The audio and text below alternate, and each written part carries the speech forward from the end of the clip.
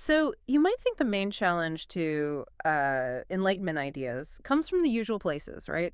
Authoritarians, maybe traditional religious groups. Yeah, the standard historical opponents. But what if the real pressure, maybe even a kind of betrayal of those ideals, Yeah. is actually coming from somewhere else, somewhere you wouldn't expect, like from people who see themselves as pushing for progress? That definitely turns the usual picture upside down, doesn't it? It sort of suggests the lines we draw aren't quite so clear-cut. Absolutely. And that's exactly the fascinating, maybe slightly uncomfortable area we're getting into today. Welcome to the deep dive. We've gone through the stack of sources you sent over, focusing quite a bit on the philosopher Martin Boudry and his arguments, especially from an interview about his book, The Betrayal of the Enlightenment. Right. And our mission here in this deep dive is really to pull out the key insights from these sources. We want to help you get a handle on Boudry's main argument, this idea that Enlightenment values are being chipped away at, not just from outside enemies, but from within certain parts of the progressive movement itself. And what that actually means for big issues today. Exactly. It touches on so much. Okay, so let's just quickly set the scene. When we talk about the Enlightenment, what are we really talking about? Fundamentally, it was this project, this belief in human progress, right? Driven by critical thinking, by science, challenging old dogmas. Yeah, it was a huge break from thinking history just repeats itself or that things are fixed. It was about using reason, building knowledge to try and actually make things better. Not automatic progress, but, possible progress. Something you strive for by questioning everything. Okay. Now, the really controversial bit in Boudry's argument, which comes through in the sources, is that he thinks the biggest danger to this whole project today isn't just coming from, say, Putin or religious fundamentalists. hmm He argues it's also coming from some people who identify as left-wing, as progressive. And this leads to some, frankly, pretty strange alliances and viewpoints that seem to clash directly with core Enlightenment stuff like universalism, critical thought, maybe even free speech. And what's striking, looking across the sources, is how they pinpoint specific areas where this seems to be happening. How different religions get critiqued or don't get critiqued, Yeah. the impact of ideas like post-colonial theory in universities, even how some environmental views have shifted. It sounds like there might be some real aha moments in here for listeners, things that connect dots in current debates. I think so. It definitely makes you look at things a bit differently. Okay, let's dig into the first big theme the sources raise. How religion is treated, how it's critiqued. Boudry and some of the historical context you provided often brings up how Enlightenment thinkers dealt with the dominant religion of their time. Yeah, and what's really noticeable is just how fierce they were. Thinkers like Voltaire, Diderot, they didn't just politely disagree with the Catholic Church, which was incredibly powerful then. No kidding. They hammered it relentlessly. They attacked its corruption, its claims to absolute truth, its intolerance, how it went after people who thought differently. Applying reason and skepticism to establish religious power was seen as, like, totally fundamental to the whole Enlightenment enterprise. So, fast forward to today. How do the sources argue this legacy is being betrayed in some progressive spaces? Well, the argument goes something like this. Western Christianity, for the most part, has lost a lot of that state power. But Islam is now a major global religion, a huge force.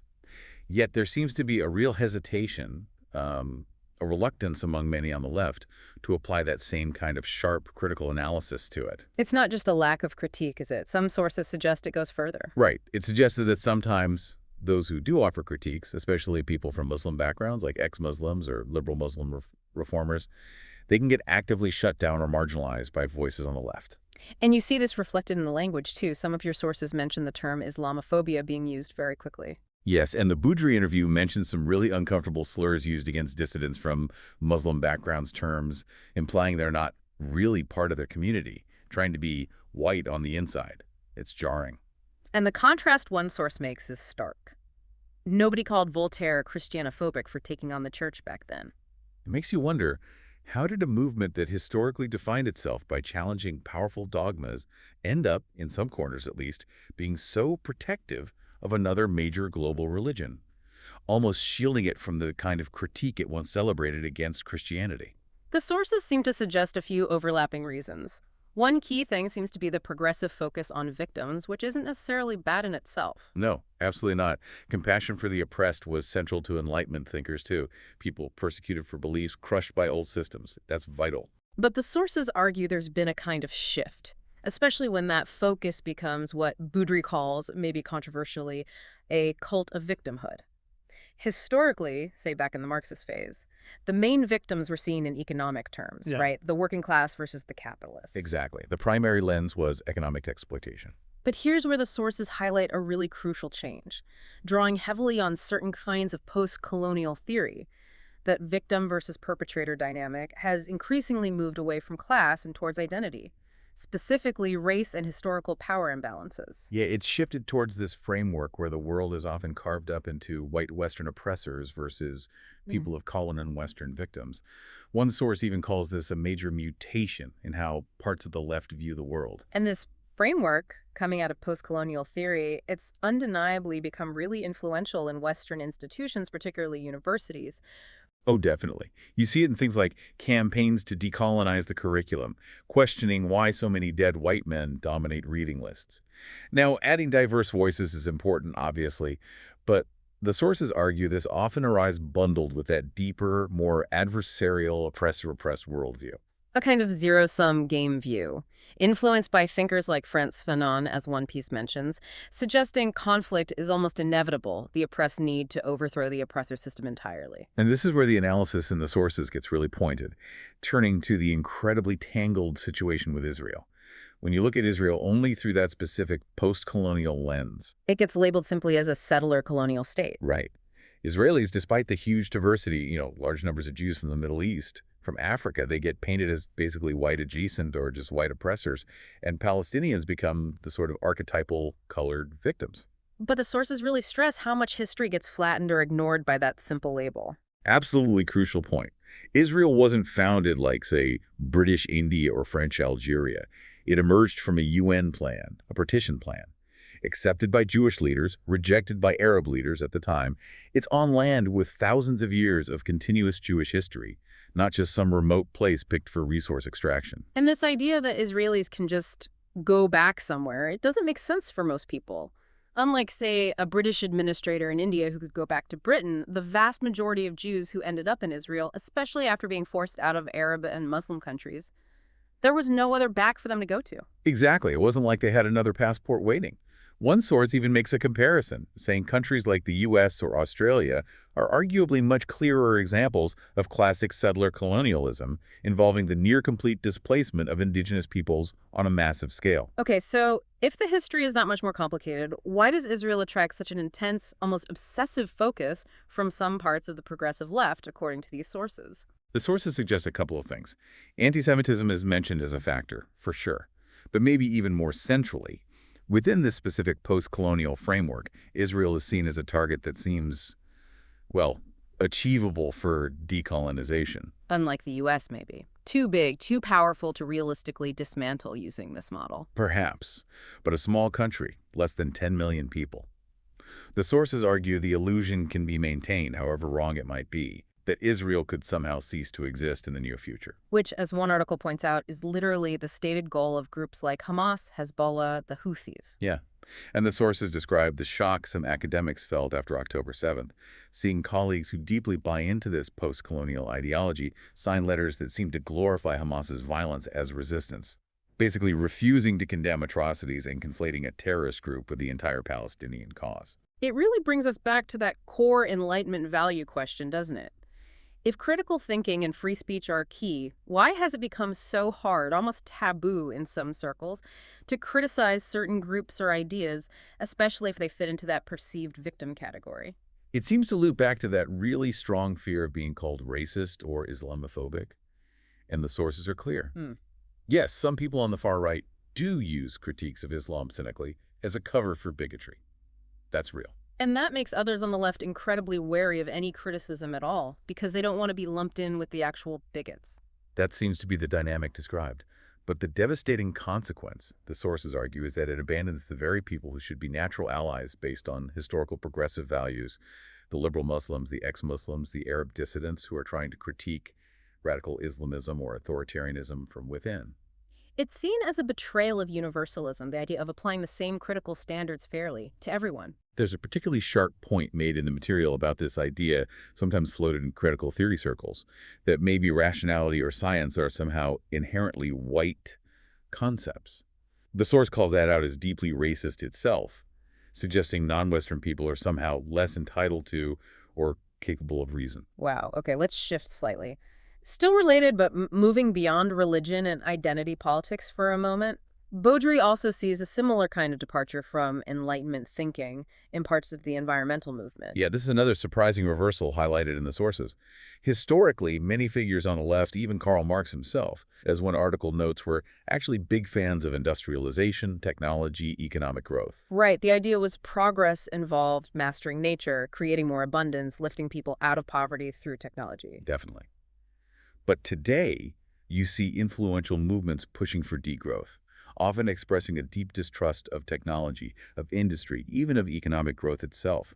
The sources paint this as almost a 180-degree turn, where now, maybe counterintuitively, you might find conservatives being more enthusiastic about tech and growth, while some on the left are arguing for shrinking, for restraint. Now, the materials are careful to point out there are still eco-modernist people on the left who absolutely embrace technology, like nuclear power or GMOs, as vital tools to solve environmental issues. Sure, it's not monolithic. No, but the argument is that a really powerful current within mainstream environmentalism today represents a significant break from that older progressive confidence in technology and economic development as ways to improve human life and fix problems. So looking at all these different areas, the approach to religious critique, the influence of post-colonial ideas, the shift in environmentalism, does Boudry, based on the interview, feel like he's completely isolated in raising these points? The sources suggest he doesn't feel totally alone, no. Though he's aware these are often minority views within certain academic bubbles or activist groups. He clearly finds allies with eco-modernists on green issues, and with critics of certain strands of post-colonial theory, including many powerful voices who aren't Western, like Ayaan Hirsi Ali or Lawli Gul, bringing their own lived experiences. So his position, and it seems echoed in some other pieces you shared, isn't about demanding everyone agree on every single policy detail. Not at all. It seems more about finding common cause and defending those fundamental Enlightenment principles, universalism, critical thinking, free speech, the very possibility of progress through reason. And despite the criticisms he levels, the sources generally suggest Beaudry maintains a kind of underlying optimism about the long game. Yeah, fundamentally optimistic. Despite these intellectual trends he finds worrying, he seems to believe that the basic project of modernity, those Enlightenment ideals, are just intrinsically attractive and tend to spread, even if slowly and unevenly, across the globe over time. He points to the big picture trends. Global poverty falling dramatically, life expectancy way up, the spread, however imperfect, of ideas about rights and freedom and equality. Evidence that this long arc towards improvement is actually happening. Right, and one article brings up examples like Japan, South Korea, Taiwan. These are thriving liberal democracies, market economies, powerful counter-arguments to the notion that Enlightenment values only work for weird societies. Western, educated, industrialized, rich, democratic. These countries adapted those principles successfully. Though the sources definitely don't paint a simple, rosy picture. That point about Muslim communities in Europe, for instance, shows the complexity. That's a really interesting observation that sometimes Muslim communities living as minorities in Europe can actually end up being more conservative than people back in their countries of origin. Why is that, according to the sources? It suggests that it can be a reaction to feeling pressured by the surrounding secular European culture. It can lead to a doubling down on religious identity as a source of community, of stability, when you feel like an outsider. So for younger generations in those communities, it's a really mixed bag. Some are secularizing, integrating more, while others might become more observant, maybe performing piety very publicly, even if their private lives are more secular. It's complicated. Ultimately, what you get from Boudry and the related sources is this sense that, yes, the pole of modernity and Enlightenment values is strong, but the next few years, the next decades, they're going to involve major pushback. Real intellectual battles, real challenges. And you see glimpses of it playing out very visibly, don't you? Watching protests where you might see seemingly progressive students chanting things like Viva Intifada, a call for violent uprising right after something like October 7th. It really hammers home that these abstract intellectual shifts have concrete, real-world impacts. They affect people's safety, their freedom, how communities interact. Like those anecdotes mentioned about gay couples facing harassment or women feeling pressured about how they dress in certain neighborhoods in Europe. Okay, so wrapping this up, what's the big takeaway for you, the listener? Well, this deep dive into your sources gives you a kind of lens, a framework for making sense of some really heated and, let's face it, often confusing debates that are happening everywhere: universities, media, politics. Yeah, it helps you maybe analyze why certain alliances form that seem odd, why some topics feel almost impossible to discuss openly, why criticizing one group is fine, but criticizing another sparks immediate outrage. It really pushes you to think hard about what we actually mean by progress and whether all the ideas presented under that banner truly align with those foundational Enlightenment ideals: critical thought, universal standards, looking at the evidence. So we've explored this central argument from the sources, that the Enlightenment isn't just challenged by its old foes, but potentially undermined from within parts of the progressive movement itself, driven by things like an intense focus on identity-based victimhood and certain post-colonial theories. And we saw how this analysis gets applied specifically to critiques of religion, to complex situations like Israel, and even to shifts within environmental thinking. It definitely offers a perspective that complicates easy assumptions, highlighting tensions and contradictions within what often looks like a single, unified, progressive viewpoint. All right, as we finish this deep dive, let's leave you with one final thought to chew on. It comes from an anecdote in one of the articles you shared about different ways people think about freedom. In the West, we tend to really focus on political freedom, right? Freedom of speech, freedom to protest, to criticize leaders. The freedom to do things. But the article mentions a chat with a friend from China who made an interesting point. He said he felt more free walking around Shanghai or Beijing late at night, feeling physically safe, than he might in some Western cities where that basic security isn't always guaranteed. That really makes you think, doesn't it? How do these different kinds of freedom, the freedom to speak and challenge versus the freedom from physical danger and fear in your daily life, how do they interact? Do they sometimes conflict in our diverse societies? And what does that tension mean for the future of those universal Enlightenment ideals we've been talking about? Considering all the layers of freedom, not just intellectual and political, but basic physical safety too, it makes you ponder what a truly enlightened society, one that values all those dimensions, actually looks like.